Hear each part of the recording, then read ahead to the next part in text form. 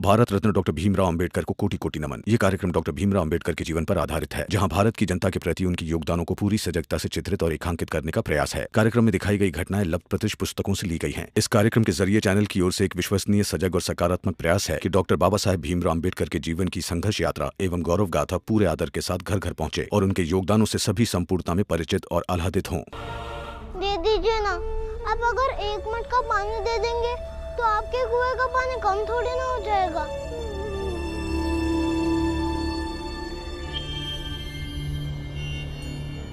अच्छा ठीक है, हम तुम्हें पानी देंगे। हम भी दे देंगे। हम दोनों मिलकर थोड़ा थोड़ा पानी देंगे तुम्हें। बर्तन नीचे रखो।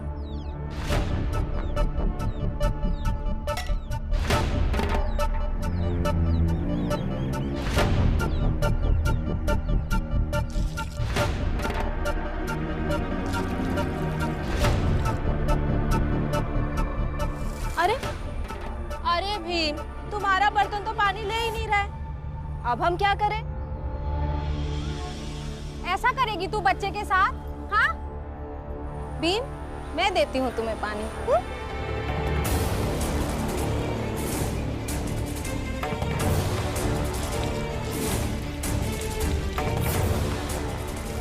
अरे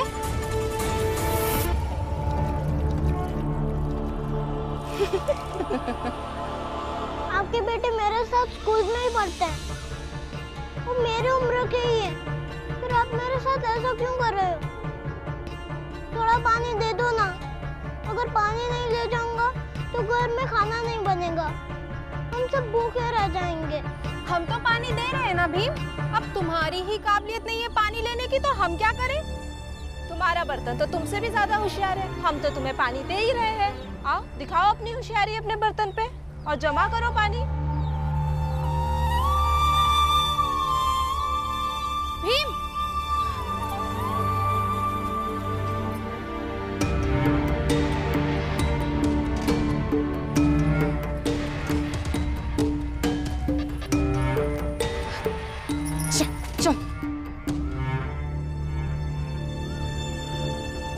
ऐसे मैं बिना पानी लिए खाली हाथ नहीं जाऊंगा।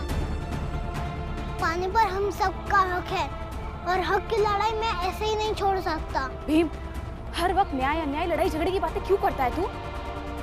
और वैसे भी वो लोग हमें पानी लेने नहीं देंगे। खामखा बात का बतंगड़ बन जाएगा। मेरी एक बात मानोगी? अब क्या है? वो औरत देख रही हो बेगनी साड़ी में? हाँ तो अपनी साड़ी उन जैसे पहन लो और घूंघट कर लो, फिर पानी लेने जाओ। देखना आपको कोई नहीं रोकेगा। कैसे कोई नहीं रोकेगा? अपने भाई पर विश्वास कीजिए। पहले पानी ले आइए, फिर मैं आपको बताऊंगा कि क्यों आपको किसने नहीं रोका। नहीं नहीं नहीं नहीं नहीं, मैं ये नहीं कर सकती। ये धोखा है भीम, पाप है। समझता क्यों नहीं है? हम पानी के बिना मर जाएंगे, ये पाप नहीं है।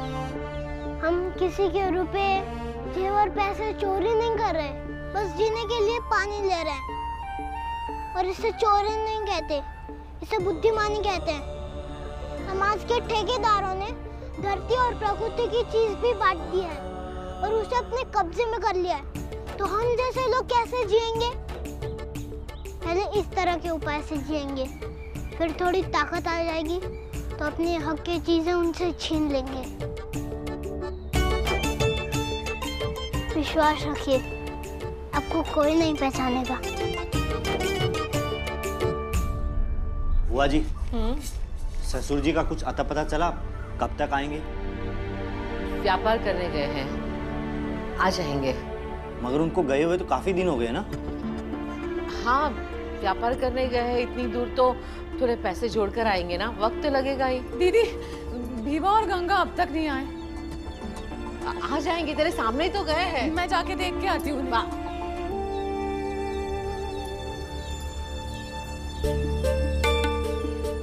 दीदी, अब तो पहचानने में भी नहीं आ रही।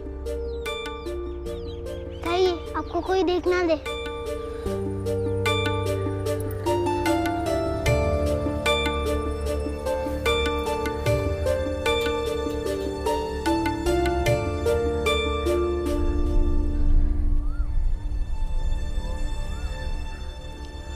भगवान अगर जन्म दे ना तो ऊंची जात में दे या फिर ना दे।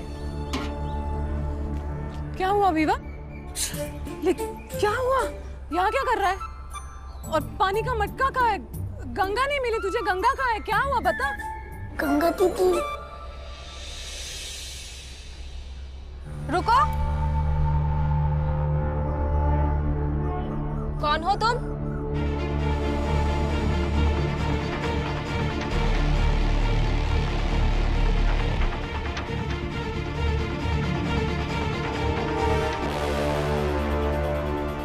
लग तो नई बहू जैसी रही है। छोड़ो ना, हमारी जात की ही है। देखो साड़ी भी हमारे जैसी पहनी है।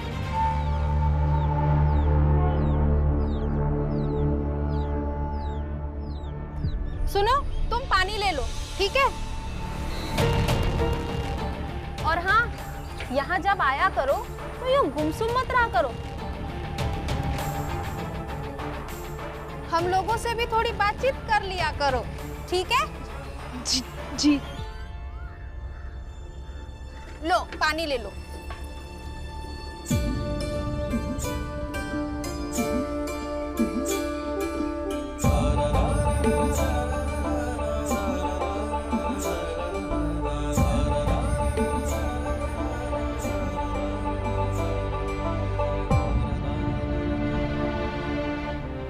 मुझे ये चाहिए।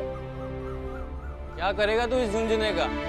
तू तो उस जात का भी नहीं लगता जिस जात के लोग बाजा बजाते हैं। जात वात छोड़ो, मुझे ये चाहिए बस। हाँ तो 5 आने दे और ले जा।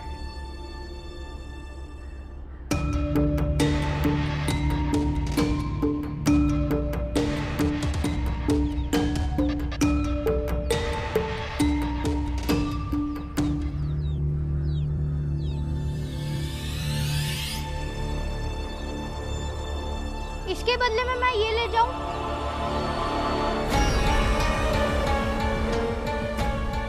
हाँ ले जा ले जा।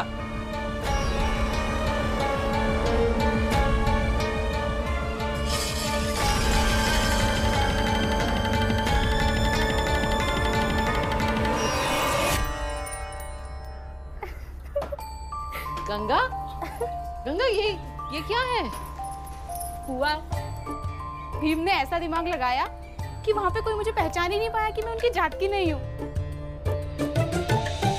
भीम, ये सब सूझता कहाँ से तुझे? बुआ, बाबा कहते हैं कि अनजान लोग हमारी चाल ढाल वेशभूषा देखकर हमें पहचानने की कोशिश करते हैं। तो गंगा दीदी ने उन जैसे कपड़े पहन लिए, तो वो अपने जैसे वेशभूषा देखकर गंगा दीदी को अपना ही मानने लगे। इस भीमराव से तो सच में बच के रहना होगा, वरना इससे तो अब डर लगने लगा है। ये न्याय करते करते कहीं का नहीं छोड़ेगा। अब तो मैं ऐसे ही जाऊंगी और पानी लेकर आया करूंगी, कोई जरूरत नहीं है।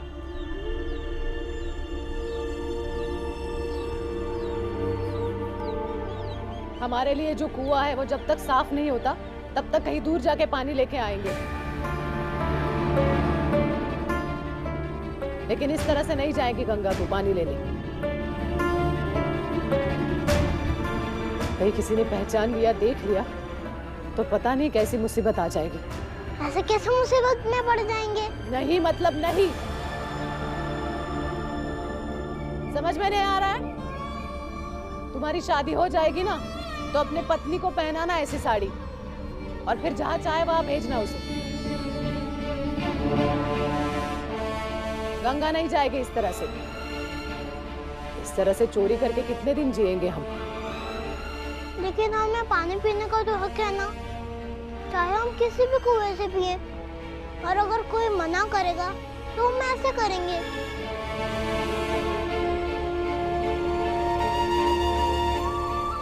भीवा, ऐसे चोरी करके हक नहीं मिलता, हक मांगने से मिलता है।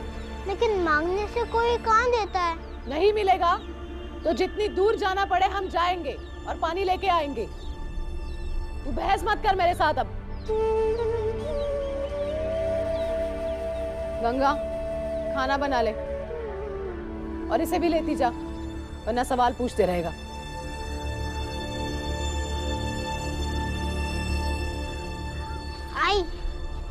हक अगर कोई नहीं देता तो छीनना पड़ता है।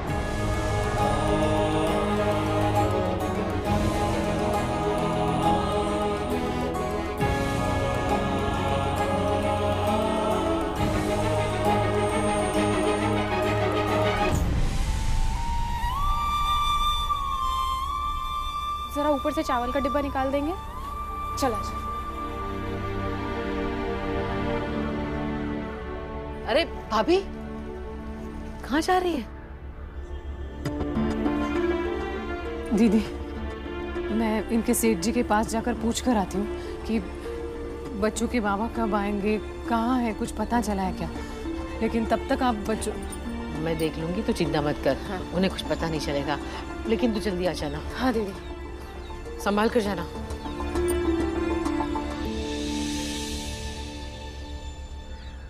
पोशाक बदलने से इंसान तो नहीं बदलता, लेकिन लोगों का नजरिया बदला जा सकता है। बाबा यहाँ पास में होते तो इस मामले पर बात करता। चलो चलो जल्दी चलो, देर हो जाएगी, निकलो। हाँ चलिए। आप लोग मुझे अपनी मंडली में नहीं रखेंगे ना? कोई बात नहीं, आप जहाँ जहाँ जाएंगे मैं आपके साथ साथ जाऊंगा। और बाजा कैसे बजाते हैं ये देखकर सीखूंगा। अरे पागल हो गया तुम? जाओ ना अपने घर, बेवजह हमारी जान के दुश्मन बन बैठे हो। चलो।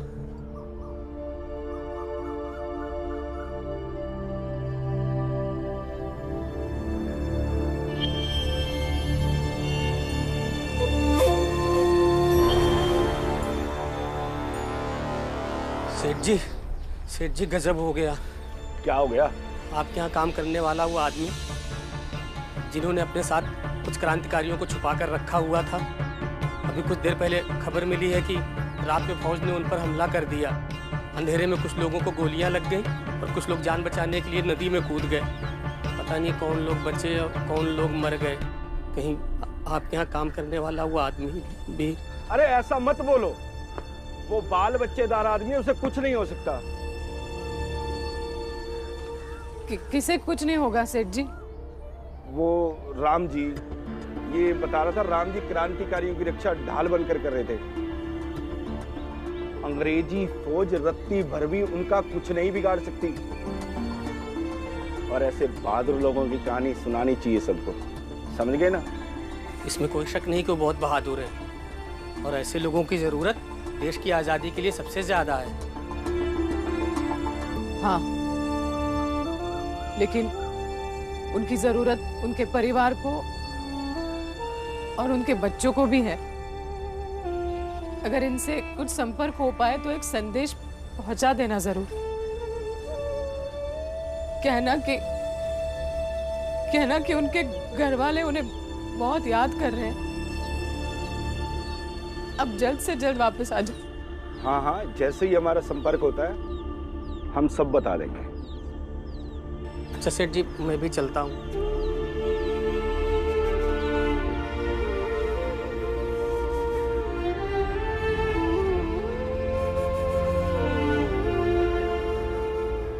ईश्वर, राम जी को कुछ होना नहीं चाहिए, वरना एक भरा पूरा परिवार सड़क पे आ जाएगा। अरे मना किया ना, जा यहां से।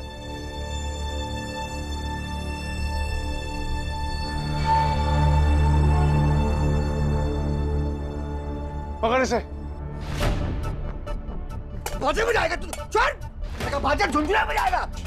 नहीं, अरे नहीं, छोड़ो मुझे। छोड़ो।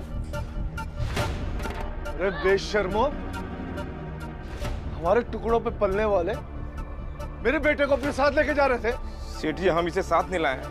हमने तो खुद ही से बहुत मना किया। हमने कहा कि हम तुम्हें ना साथ रख सकते हैं, ना बाजा बजाना सिखा सकते हैं, मगर ये खुद ही पीछे पीछे चलाया तो हम क्या करते? क्या करते? पैसे लेते वक्त तो नहीं पूछते, हमारी चौखट पे आते हो तब तो ये सवाल नहीं करते।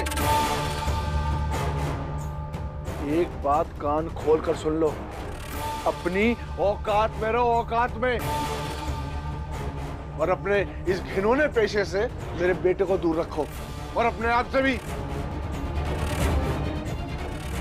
वरना सेठ धनसुख लाल को तुम अच्छे से जानते हो। ले चलो इसे। चल सेठ जी।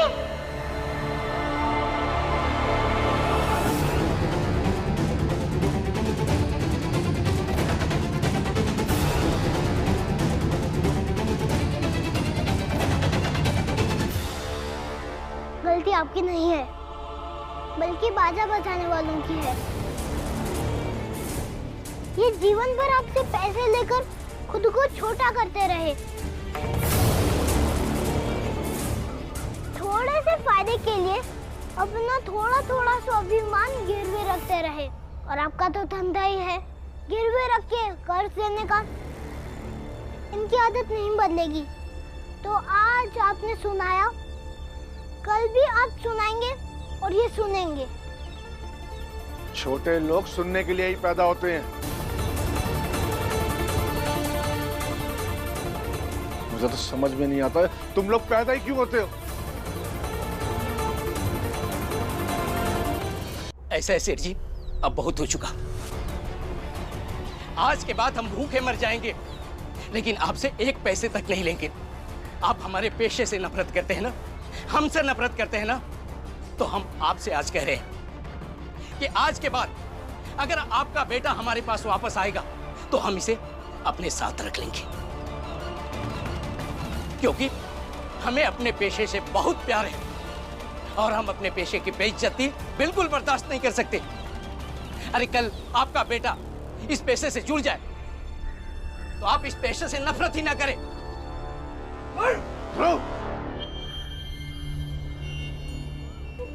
हेकड़ी निकाल दूंगा तुम सबकी, छोड़ूंगा नहीं किसी को भी। गुस्से से नहीं, प्रेम से आपका बेटा आपके पास आएगा।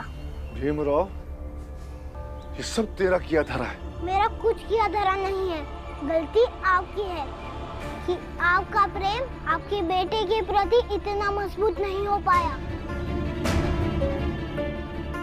जिससे वो आपके पास रह सके, आपकी बात मान सके।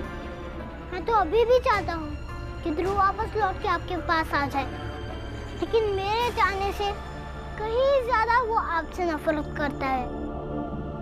अपनी इस नफरत को जितना जल्दी प्रेम में बदल देंगे उतना जल्दी आपका बेटा आपके पास आ जाएगा। और बाप का प्यार कैसा होता है वो आप मेरे बाबा राम सकपाल से सीख सकते हैं। वही जात का सकपाल जिसे आप इतनी नफरत करते हैं। भीमराव, अब ये बात मेरे बेटे की है, छोड़ूंगा नहीं किसी को भी। हाँ तो फिर याद रखिएगा बाबा कि मैं भीमराव के साथ हूँ।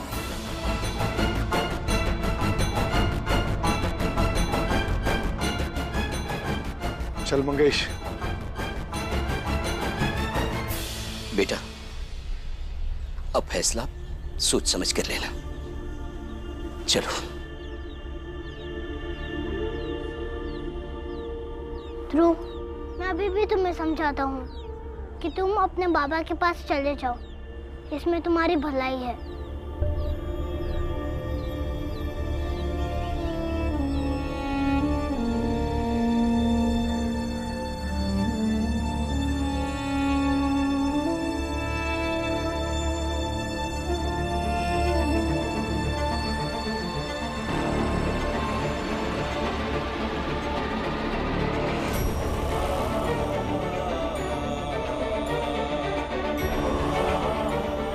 भीम, मैं तो अब ये बजाऊंगा ही, चाहे तुम चाहो तब भी, ना चाहो तब भी।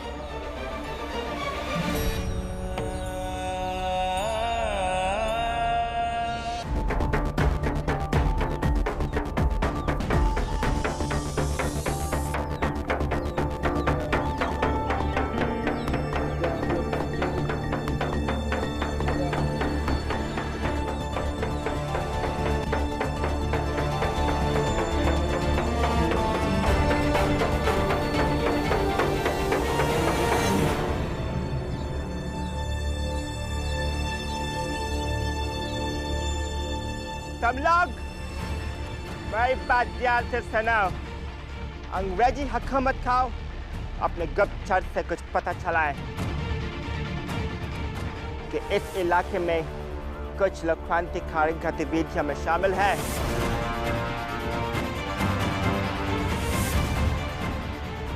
तो बताओ कौन है वो लोग, और जो बताएगा तो ब्रिटिश हुकूमत इनाम देगी।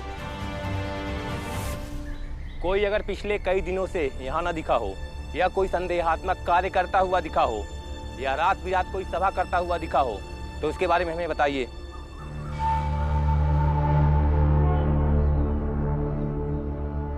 साहेब,